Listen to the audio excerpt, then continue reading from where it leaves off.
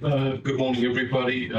Just like to welcome you to our latest Café and Chat session, where Pat is going to take us through her experience as a registered nurse, working in the hospital system for many years as a hearing coach, and also her reflections on what is occurring in the aged care sector in terms of people with hearing loss and how they can be supported. So I'll hand it over to you, Pat. Thank you. I'm on board, am I? Thank you very much. When I was 9, I was born in New Zealand. My mother was a New Zealander, my father was English. Anyway, we came here when I was 18, the family came here. But when I was 9 in primary school, the teacher said to me, "What are you doing down there?" And I said, "Oh, I'm asking Mary what you said." Well, he said, "Get up here and you'll know what I said." That's my primary school teacher. So up there I sat, and forever. I wasn't allowed to sit back down there. They did tell my parents, and I think what has happened, my parents, I hadn't heard them, or I wasn't listening or whatever. They just probably put that down to that's Pat. You know, how children behave, child behaviour could be different. Well, that's what they put it down to. So when we came over to Australia, I was 18 and was going into nursing. That's what I've been wanting to do. I went to Prince Alfred, and that's where I did my training, and then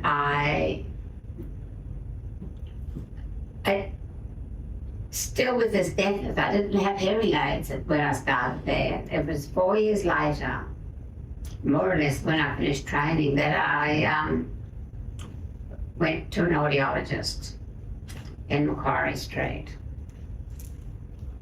And I was with him for a few years. Nothing happened. I said to him one day, "What's going to happen to me?" He said, "One day you'll need hearing aids." And this is an ENT specialist in Macquarie Street. But by now I've had my hearing aids for a number of years. And I had, as a hearing coach, I had a hearing expo in the Highlands. And I invited everybody to come with all their technology, and SCIC came with the cochlear. I said to the cochlear team, "How would that, the implant improve my hearing?" So they put my audiogram up on the screen and everything, and that told me it would be 8 to 10% better. So I said, "Let's go." That's when I decided to have a cochlear implant. That was 2013. That was an amazing journey, and one, yes, that I'm very grateful for. Well, I'm not a young girl anymore, but I have spent many years thinking about or doing support for people with their deafness and connections, and do something about it. And that was a journey that started back in 2000. As a registered nurse, I had been nursing with my own deafness, so I have presently I have a cochlear implant since 2013 and hearing aid on my right eye, so I had 2 hearing aids for many years before I had the cochlear in 2013, which made a big difference. Much appreciated. But it was when we had a B&B for 6 years in Berrima in up to 2000. And guess what? This is how my awareness happened in the beginning. Guests on their departure would say, give us cuddles and say how lovely it all was. even though the night before when they had drinks and nibbles, we had drinks and nibbles before they went out to dinner. And she said it was just so special, even though I had two hearing aids. Now that was over 6 years, different guests. So I thought, well, the different people are having this issue. And that when we sold the B&B, I was going to do something about deafness and people and help them to just go and get something done, because many don't. They're not interested. So that was the very beginning, and from there I spoke to Canberra, the Office of Hearing Services. So I Googled. They had done a survey of their clients, the government clients. They did a survey that showed 30% of their clients didn't use the aid they have, and for all the various reasons we probably can imagine. So that was the very beginning of me having a connection with Canberra. Office of Hearing Services in Canberra came up and visited us in Berrima, sat with us for about 2 hours, talking about it, because I said to him I could do a survey for him of our area, which had about 40,000 people. And I'd like to sort of see how that is for aged care as well and so on. So I did all of that, and it was revealing to know that so many people either did nothing, had devices, not used them. Some of them, there was a shame involved in all of this, and I just thought, I've got to help. So I joined a club that looked after, the quota clubs look after hearing and speech impaired people worldwide. And I was at a club in Moss Vale. And so we started doing expos, visiting nursing homes. That's when I started to look at nursing homes. I did some in Sydney, some in Canberra, in the Southern Highlands, just to get information as to what were they doing, how were people cared for. And it wasn't a good story. But it still isn't a good story. So it's too long. Even when the government did a survey of their own, I was involved again. It was just, the situation was just getting worse. Nobody was helping them. And when I went into nursing homes, I started there by producing this, one of these, the Hearing Care and Assessment Plan, that was for nursing homes. So all of this is really from my own experience. So I knew that the staff wouldn't know what to do if they didn't have any in-service about the needs, and so I produced this form for the aged care residents into their file. Along with that was a notice at the bedside to say that they needed support for their deafness. That's not the word I used, but that is what I was intending. And this had the audiology information as well. Therefore, I was starting to train staff who were interested to be what I then called a hearing buddy. So on each floor, they would have a hearing buddy. Somebody who's interested in having a kit with batteries and everything you need to look after your hearing aid. We were looking at hearing aids in those years before cochlear implants, and they were proud and they were doing it. They had a number of residents each or whatever they did. So and I had these printed so they people knew they could speak to them about their aunt or grandma or whoever it was.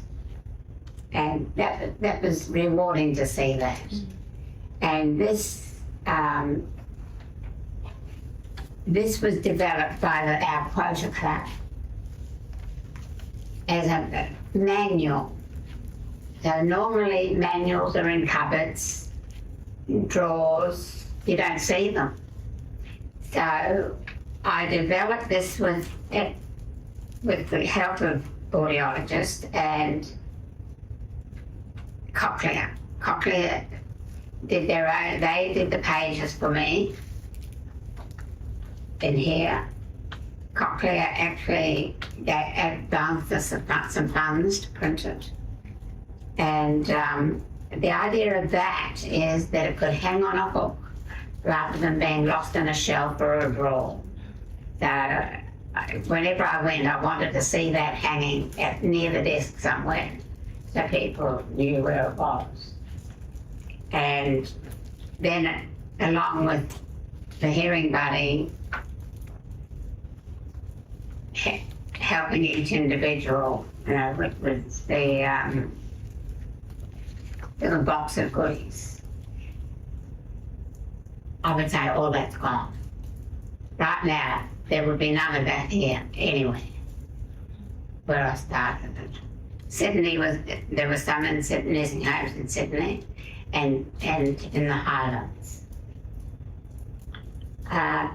So it'd be good to see if we can get something else happening. But in the meantime, the government did do a program statewide, let's say it was statewide, that they were looking to get answers from people who had to complete this questionnaire. And that's how they were finding what was being as a training tool. But they were disappointed, so that it all had to sort of start up again. The Nurses Registration Board had a video they had that they were producing for staff in aged care wards.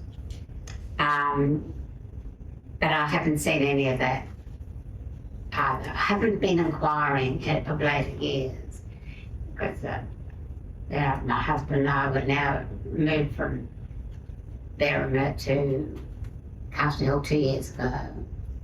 So it's all a bit new for us. Now the other issue that people keep saying is the privacy concepts and disability awareness, and they produced the deaf ear logo. And the concern was, not for me as a deaf person, as the staff, that it told everyone, sort of stay away, she's deaf.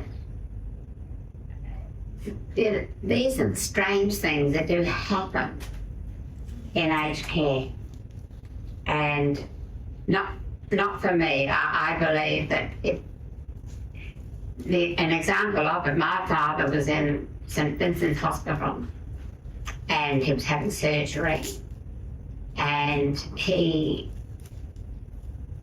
asked them we asked the staff, could we put a sign up the bedside with a deaf ear logo to show that he does have hearing aids. We wrote on there what he had.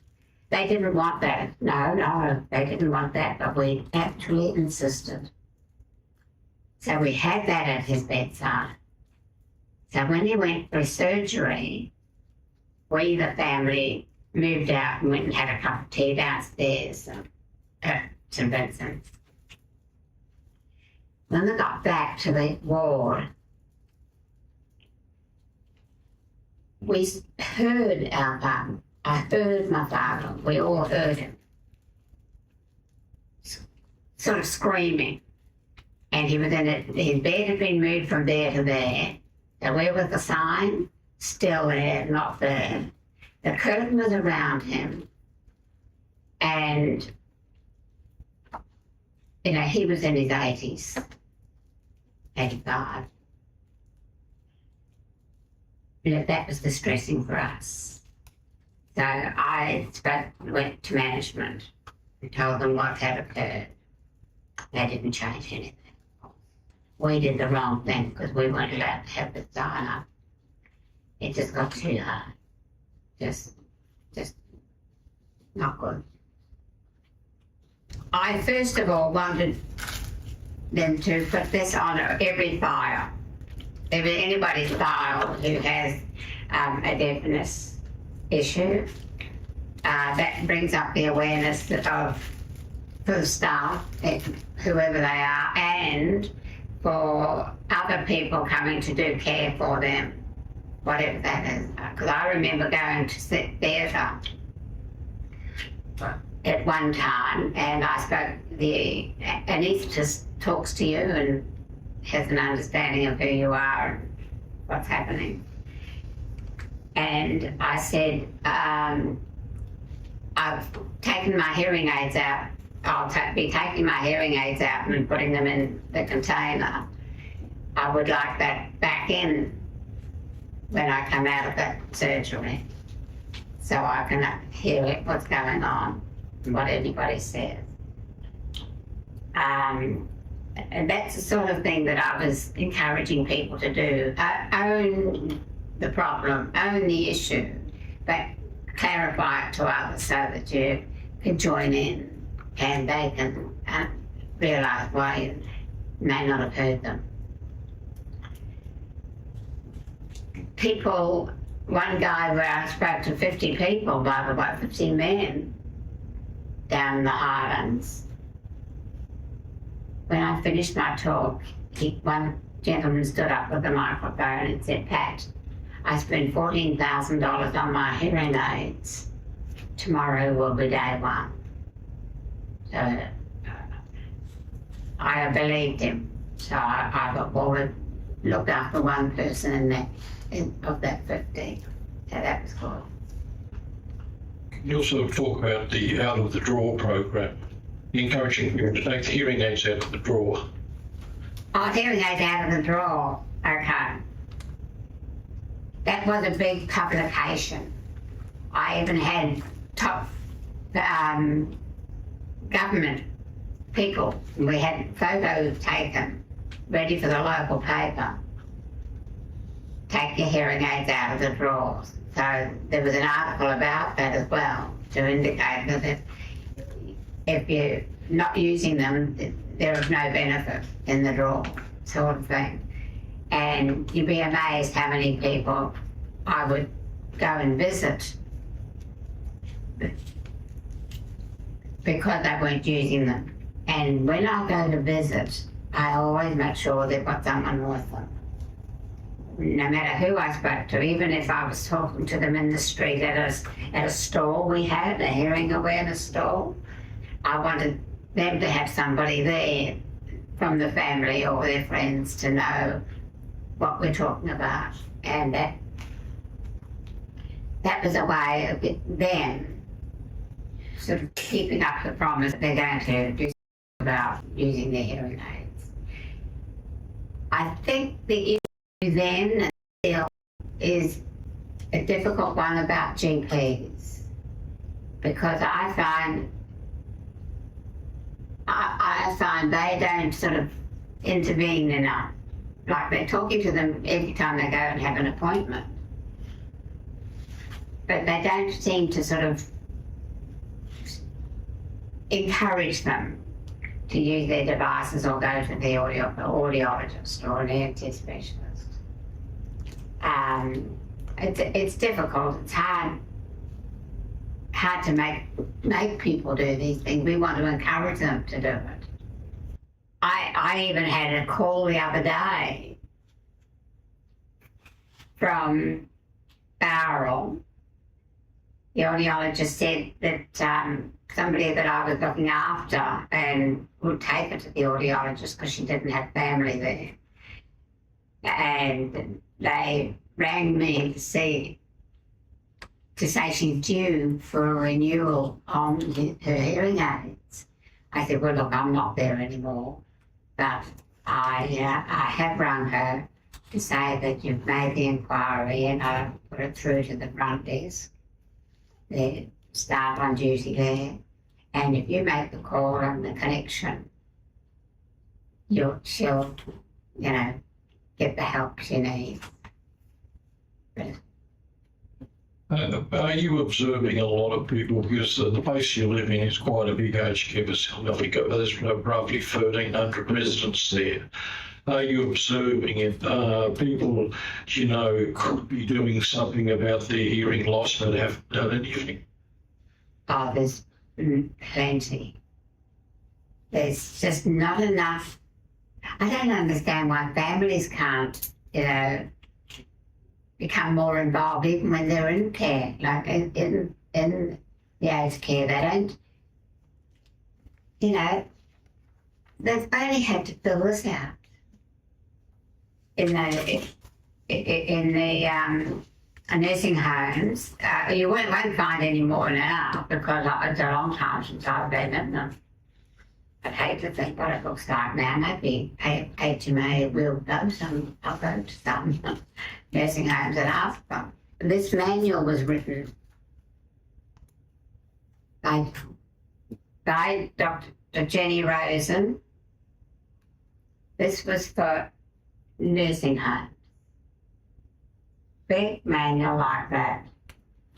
And it actually, the whole thing does have 2 CDs in it. Now, we gave these to all nursing homes. I imagine we would not find any. That would be the first question I'd ask them. I'd take this with me and ask them, can you show me your manual? But this was written by Jenny Rosen. She was an audiologist, senior audiologist. And it was so good for the staff. Common misconceptions about the hearing loss of ageing. So there was a lot of information in this manual. We've taken out some pages and copied them. And I've done that here. So that's sort of the same as that. The one I've had copied and made it sort of a bit smaller.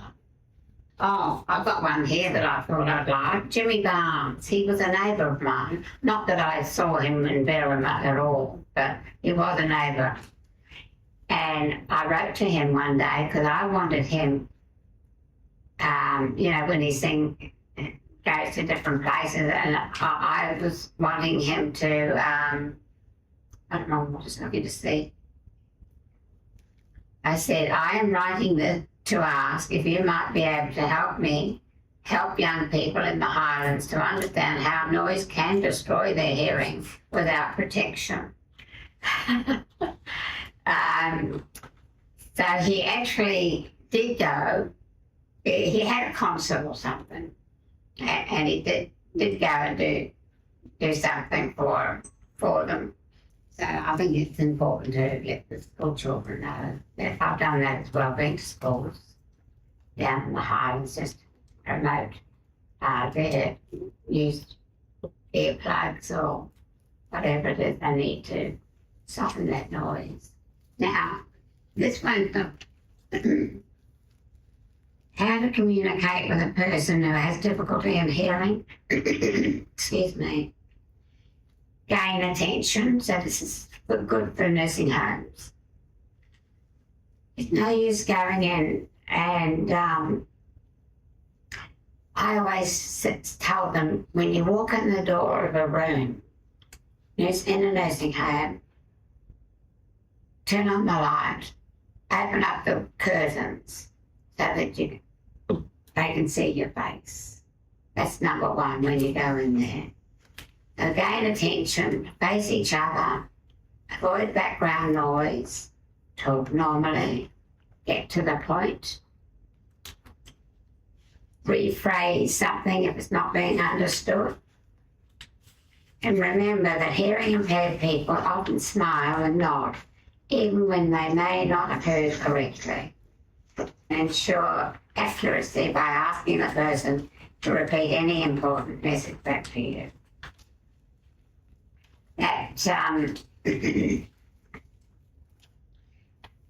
That's essential to have light and cut out the noise.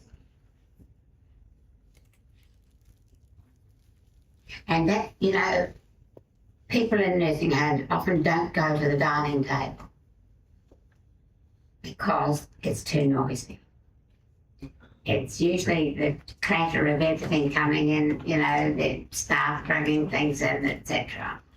But so many of them don't go into the dining room, which is a shame because that's a conversation space for them. The staff need to be aware of that, but I don't think they do think of that one. Can you tell us what you think would really help a person with hearing loss that lives in an aged care facility? What would really help them? Okay. I think it's a noisy place because they've got trolleys on, usually lino floors, so the environment needs to be softened. The curtains, yes, you need them, but when you go in there, pardon me, the